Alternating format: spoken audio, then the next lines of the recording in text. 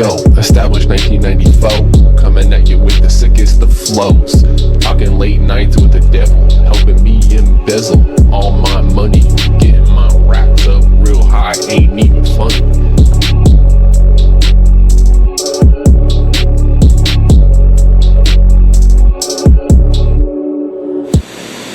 Yo, what's going on, everybody? Welcome back to the Film Archives, where I break down movies. That way I can answer the question for you, was it truly worth a watch?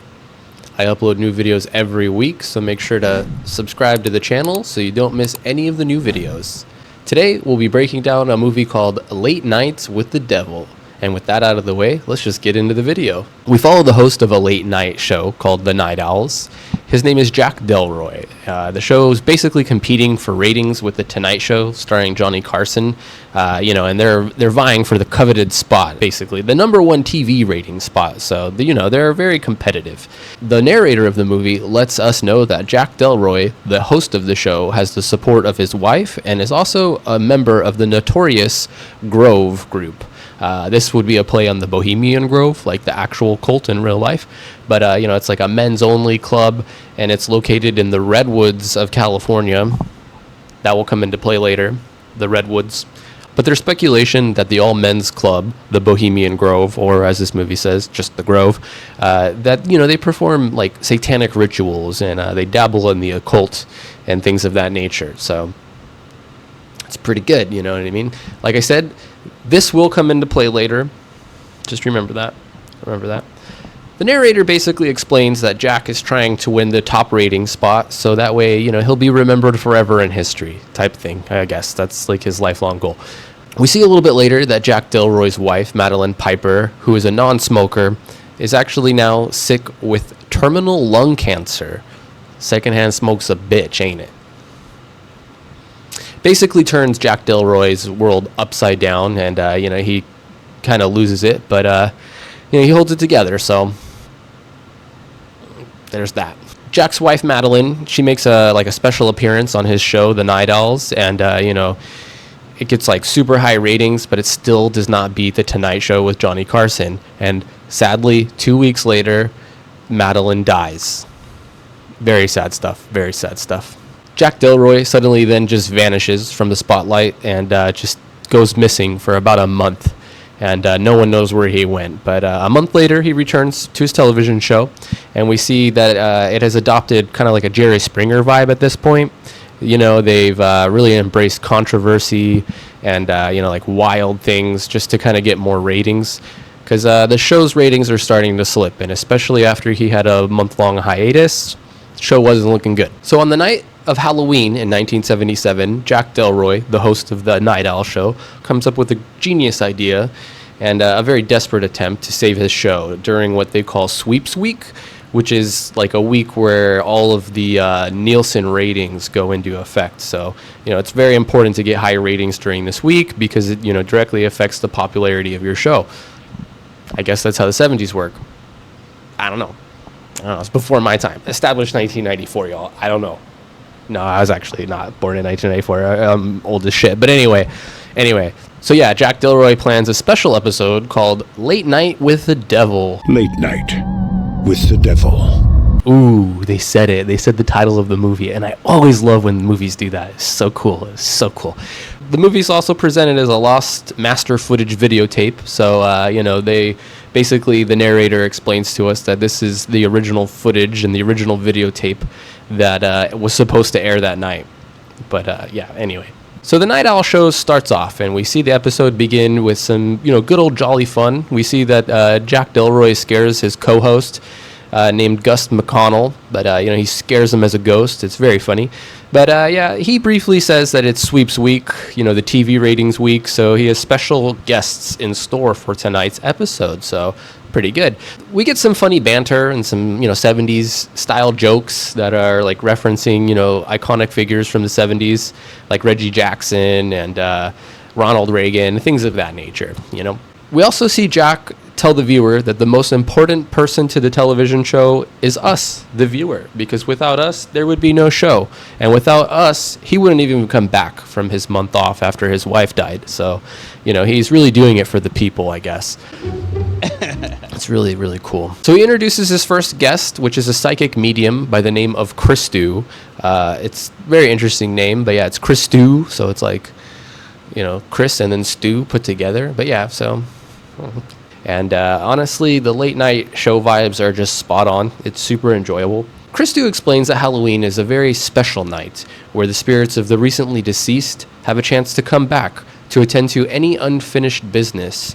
Very spooky stuff, very spooky stuff. Christu then shows us his talents, where we see him basically just throwing out random names until the audience basically is like, yeah, that's my name. So, I mean, you kind of get the vibe that he's like a sham right away, but it's pretty funny. He's like, Peterson, Peter, and the audience, and one of the audience members is just like, Peterman?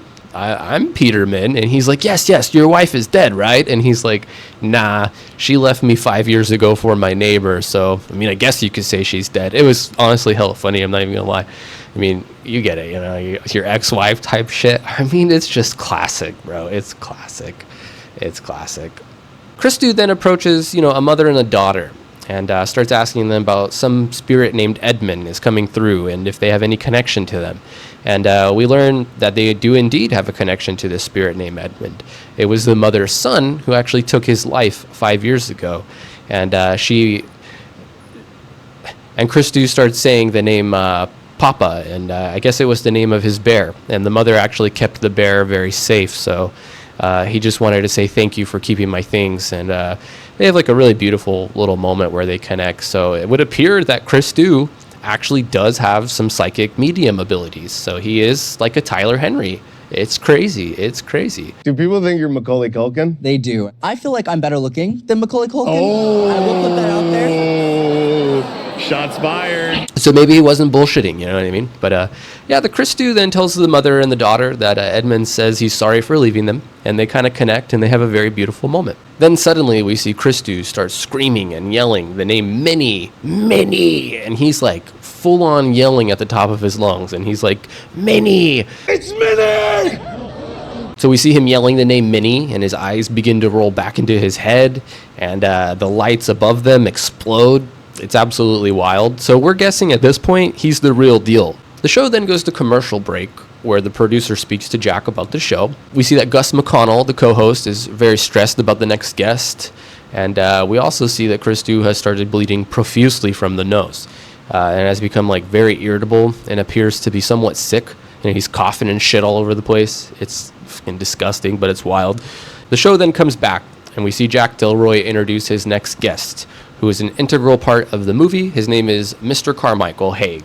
He's a magician and a hypnotist, and he basically thinks all of the paranormal is just fake. So he's a huge skeptic. He's basically on stage to kind of challenge all of Jack Delroy's guests and kind of call them out for being fakes. He's also the founder of a scientific group that investigates paranormal events and is offering $500,000 to anyone who can actually prove that the paranormal is real. Mr. Carmichael does not believe in Christu's ability to connect to the spirits of the dead, and he basically calls him a fraud and a scammer. And this obviously upsets Christu, who gets up to walk off stage, and he throws a cup of water in his face right beforehand. You funny. Is this funny too? I hope that was funny too.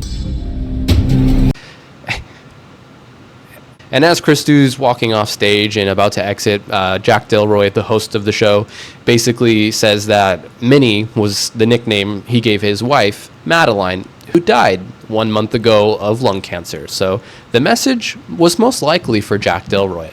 It's Minnie! We then see Christu just start randomly vomiting like black slime or possibly blood all over the place. It's wild, dude. He vomits the black slime all over Mr. Carmichael. It's wild. He's like full on possessed or something, So the show obviously cuts and goes to break when this is happening, where we see Mr. Carmichael basically questioning Jack Delroy, the host of the show, if he told Christu prior to the show that the nickname of his wife was Minnie. So, it's all just a scam. It's Minnie! So the show comes back from break, and we get introduced to the show's next guests, which are Dr. June Ross Mitchell and a young girl named Lily. who is the subject of a book that the doctor wrote by the title of Conversations with the Devil. Dr. June works with a paranormal science group, and she basically investigates, the claims of the paranormal and wants to provide some scientific insight as to why they could possibly be happening. She shows us a clip from one of her recent investigations into a satanic cult by the name of the First Church of Abraxas. Hail Abraxas! This cult is pretty much up to no good. They're being investigated by the FBI for kidnapping kids, firearm charges, and there's even been rumors of young children being sacrificed, and it's not good. Eventually, the federal services just come down on their heads, and they fully go after them. And this turns into like a full-blown Waco situation. They have a 3-day standoff, and finally the leader of the cult, Diabo, Diabo, I don't know, we'll just call him Debo. He orders all of his followers to just douse the premises in gasoline and themselves. I mean, this is full-on gas pedal. It's crazy. It's absolutely crazy. Miraculously, a 10-year-old girl survives, and this 10-year-old girl's name is Lily. So yes, this is the same girl that's the subject of her book, but she somehow survived the fire from the cult and was taken into custody. Very shortly after, the FBI notices that she's pretty kooky and doing all kinds of weird shit, so they call Dr. June and basically ask her to investigate why this girl's acting this way. So, a little background on them. After the video's done, Jack Delroy then introduces them both to the audience, and he brings them on stage. We see that Lily is just like massively awkward and very creepy. She's played by an actress named Ingrid Torelli. She hasn't really been in much, but honestly, I'm pretty positive we'll see more of her in the future, because she kind of deserves an Oscar. I'm not gonna lie. She'd be staring at the camera like.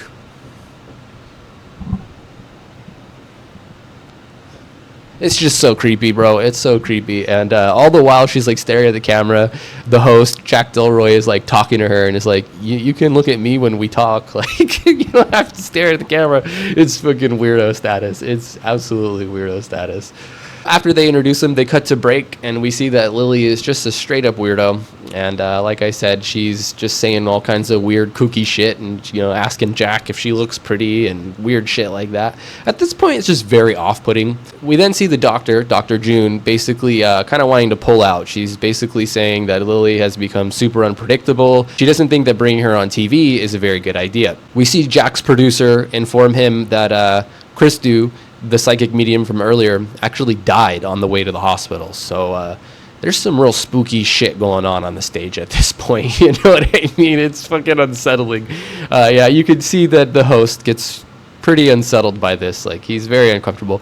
So the Night Owl show comes back from break, and we see Dr. June explain that she's like a parapsychologist, and she actually has a PhD from the Stanford Research Institute. So she's actually a very well-educated woman. People just don't really know how to scientifically explain paranormal events, so that's what her job is, And yeah, it's pretty cool stuff. We see the skeptic, Mr. Carmichael, basically just kind of go at it with her, and he's like, I don't believe you. I think all of this is bullcrap. And yeah, there's that. We then see that Dr. June has brought a few artifacts with her, like a knife, a necklace, and like a little demon book. It's like the Morello Nemicon. It's pretty cool stuff. Pretty good. A little skull goblet. It's pretty sick. It's really cool. Dr. June explains that she's looked into the science behind the paranormal phenomena, and she thinks that Lily is actually possessed by a demon. She thinks that there's no scientific explanation, so she's actually full-on possessed, So whatever they did in that cult, the First Church of Abraxas, and the fire, and all of, like, the Waco situation, somehow Lily is possessed by a demon. It's not good. It's not good at all. Lily then tells us that she has someone living inside her head, and sometimes he just takes full-on control of her, and she's named him Mr. Wriggles, so it's not good. Suddenly, out of nowhere, the theremin from earlier, which is an instrument that they were playing, in the theme of Halloween, it just starts going berserk, and it like shatters all of the glasses on the table, and it feeds back through the PA system and blows out the speakers. And Mr. Carmichael, the skeptic, he just gets up and unplugs it and is like, yeah, this is a trick. And Lily, the little girl, is like, no, that's not a trick. Mr. Wriggles just did that. So, wriggle with it, wiggle with it, wiggle with it. It's cool. The host, Jack, then asks Lily if the demon is there with them right now and on the show, and if they can meet him. Dr. June immediately disagrees. However, Lily is like, no, we should really do it. And we see the audience kind of pressure them. But, Dr. June is like, this is not the environment for a demon summoning. But, the audience urges her to do it, so they decide to proceed with the summoning demonstration. It's absolutely crazy. The show then cuts again, and we see them begin to prepare for the demon summoning ritual, which is pretty cool. They bring out a chair with like restraints and shit on it. It's not good. But Gus McConnell, the co-host of the show, pulls Jack Delroy aside, and he basically tells him, you shouldn't be meddling with this bullcrap. You don't understand it. And, he's very clearly uncomfortable with the whole thing. But this upsets Jack, actually. And he says, you know what? He's doing this to save the show. So if you want to jump ship, get the f out kind of thing, But Gus tells him that him and the crew are basically just really scared, And he begs Jack to just call it off and to not do it. So the Night Owl show comes back from break once again, where we see Lily just smiling at the camera.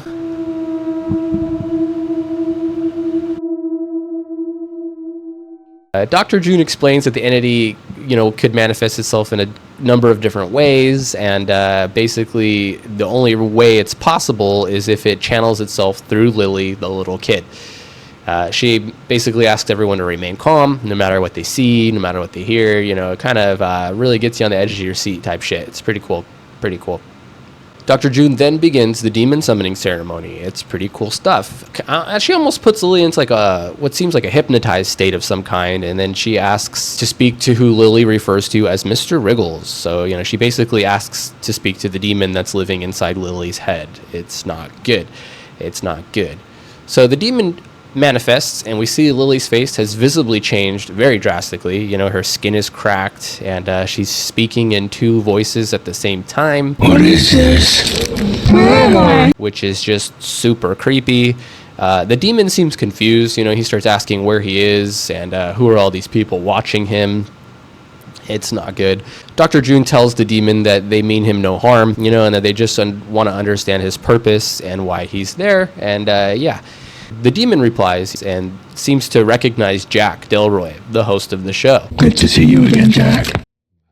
And he basically says that it's good to see Jack again, and that they go way back, and that they met amongst the tall trees, possibly the redwoods. So yes, it came into play. That's why I told you it was important earlier. It's insane, dude. It's like really good. It's a good tie-in, honestly. This is very clearly a reference to the redwoods and the Bohemian Grove where they hold their cults, so it's kind of questionable.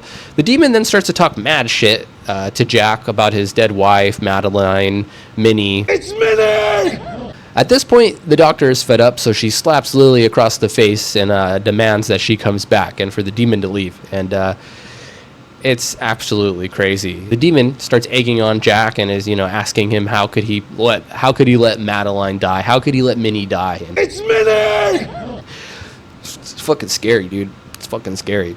So the demon asks Jack, how could he let Madeline just die like that? It's crazy. And out of nowhere, she starts levitating in the chair and shit. It's honestly fucking terrifying.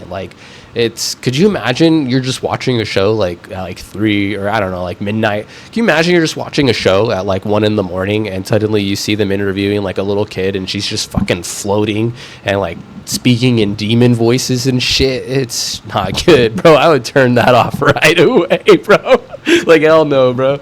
Anyway, the show then cuts to break again, and we see that Lily has come back from her trance-like state, and she starts crying all over the place, and she's like, it's not good. So Dr. June apologizes to Lily, and she says that she's sorry for putting her in that position. The skeptic, Mr. Carmichael, at this point is like, this is all bullshit. This is all just a trick. And Jack is like, simmer down now. It's not a trick. You just saw her fucking levitate in the air, and it's fucking wild. It's fucking wild.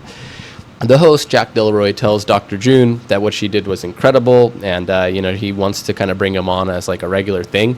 And the doctor is like, no, this is a bad idea. I don't, and she doesn't want to do it. She thinks it's a bad idea, and basically questions Jack and is like, how does it know you? What does it mean by you guys met amongst the tall trees? This is callback to the Redwoods. So yes, it comes in. So yeah, I told you it'll come into play later, right? It's fucking crazy. It's crazy. Absolutely crazy.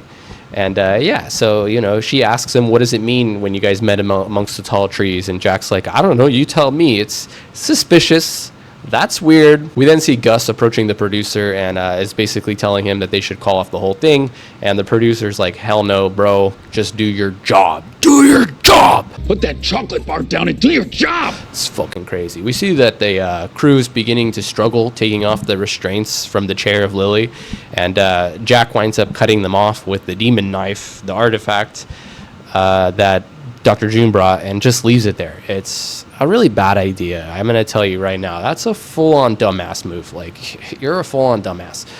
Anyway, the Night Owl show comes back from break once again, and Jack assures everyone that Lily is fine and nothing is wrong with her, and she's okay. We see Mr. Carmichael, the skeptic. He says that it's all fake and that Lily was just acting as instructed and was clearly, put into like a hypnotized state by Dr. June. And he says that he's even going to prove it. So we basically see Mr. Carmichael use Gus McConnell, the co-host, as a guinea pig, and he performs his own hypnosis in an attempt to like disprove the doctor and Lily. Mr. Carmichael then hypnotizes Gus and makes him start tripping out. And basically we get this like pretty crazy scene where the co-host thinks that there's like worms inside him, and everybody seems to see the same thing. So it would appear that he has like crazy magic and shit, like crazy magic.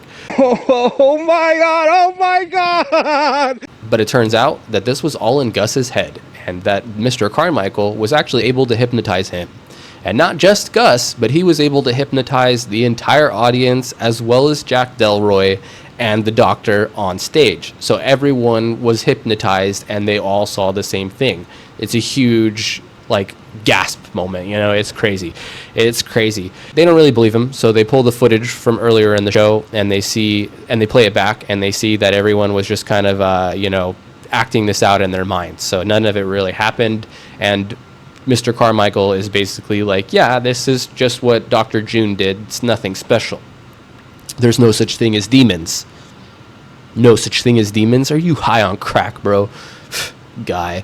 Fucking guy, man. It's fucking very spooky stuff, We then see Lily suggest that if that's the case, that they should play back the footage from when they performed the demon summoning ritual. And if it's all, a fake hypnotized type deal, that none of it will appear on camera just the same. So they do so, and sure enough, the demon was real. We see Lily fucking flying in the air, levitating, and we see her speaking in two voices at once, and just overall being very scary. During the playback of the footage, we see that Jack Delroy has noticed that there is a ghost standing right behind him on stage, and it's taking the figure of his deceased wife, Minnie. It's Minnie! Minnie? It's absolutely terrifying. It's fucking terrifying, It's very spooky. So all of this was caught on tape. It's very spooky stuff. Very spooky stuff.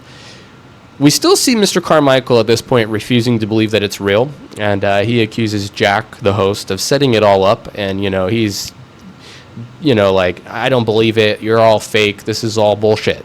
Shortly after, we see Lily start shooting fucking lightning out of her hands, and it's super scary, it's like full-on Fantastic Four powers. Like, as soon as I saw someone shooting lightning out of their hands, I'm fucking out of there, bro. Like, I know how that shit goes down. I've seen Star Wars, you know what I mean? Like, it doesn't end well for people when they get hit by lightning. It never ends well. Yeah, it's crazy. We then see her head split in half, and at this point, shit has hit the fan. It's crazy. It's crazy. Gus, the co-host, is like full-on terrified at this point. So he uses his necklace. It's a crucifix, and he starts shouting at the demon, the power of Christ compels you. The power of Christ compels you. Power of Christ! And the demon, he doesn't take kindly to this shit, so he just psychic powers and snaps his neck. It's crazy. It's absolutely brutal stuff, man. It's brutal stuff. We then see Dr. June, attempt to control the demon with her demonic necklace artifact. And the demon doesn't like this shit either, so he makes her float in the air, and he like spins the necklace around her neck at like rapido speeds, and it just cuts her throat. It's not good. It's very brutal stuff. Very brutal stuff. Suddenly now, Mr. Carmichael's a believer, and he's like, I swear to obey you, Satan. Like, I will do all of your bidding. You can take my $500,000. And the demon don't like this shit either. So he just fucking melts his ass like he's, fucking a marshmallow. It's crazy. He just lights him on fire and he straight up burns to death right there. It's fucking gnarly. It's gnarly. At this point, the Night Owl show just cuts away. When the camera returns, we see that Jack is on stage once again, and he's basically transported to a nightmare version of the show, and he basically is forced to relive some of the moments from the show's past and redo them again, and it's pretty damn scary, He's being transported back through his memories kind of thing. It's absolutely crazy. We get a scene of him where he was actually performing a demonic ritual in the redwoods. So it would appear that the rumors about the Grove, dabbling in the arcane and the dark arts were actually true, because he's like full on summoning a demon out there. It's pretty damn scary. Right after the ritual, we see him visiting his wife, Madeline, in the hospital where she was diagnosed with cancer. So it would appear that maybe making that deal with the demon wasn't such a good idea, because they demand payment and they demand sacrifice. And turns out that he was the cause of Madeline getting lung cancer. So sad, bro. So sad. We see his wife in the hospital crying out in pain, and she basically begs Jack to take the pain away and just kind of end it and kind of euthanize her. It's a very sad moment, and Jack, thinking he's doing her a favor, he just stabs her through the freaking heart, and he's actually stabbing her with the artifact knife that Dr. June had brought on stage from earlier. It's very scary. It's very scary. The show then cuts back to the live footage, and we see that Jack has actually stabbed Lily. So it's a plot twist. He's actually stabbed a little kid. And this can be interpreted that he actually just killed all of his guests and, almost didn't even realize what he was doing. It's super scary. He then just starts mumbling and repeating the same phrase over and over again. Dreamer here, awake. And he basically just stands over the bodies of all his dead guests. And we slowly hear in the distance police sirens getting louder and louder. So, yeah, they're coming to take him away. And that's the way the movie ends. Honestly, super cool. I'm not even going to lie. This movie was super unique. You don't really get many unique original ideas these days. Everything's a remake. Everything's, a prequel or a sequel or a reboot. But this movie was original. It was fresh. And it was very well done. Honestly, if you haven't seen this movie, you really should. It was super good. So was it worth watching? It was definitely worth watching. I watched it twice. Not even gonna lie, I watched this movie twice, back to back. It was pretty damn good. All right, guys, that will do it for this video. If you liked it, please remember to smash the like button, and please consider subscribing to the channel if you haven't already. And until next time, peace! I got the motherfucking demon from being out late nights with the goddamn death roll, helping me embezzle all my cash, cause I wanna go fast like Ricky Bobby shit. Hail Abraxas!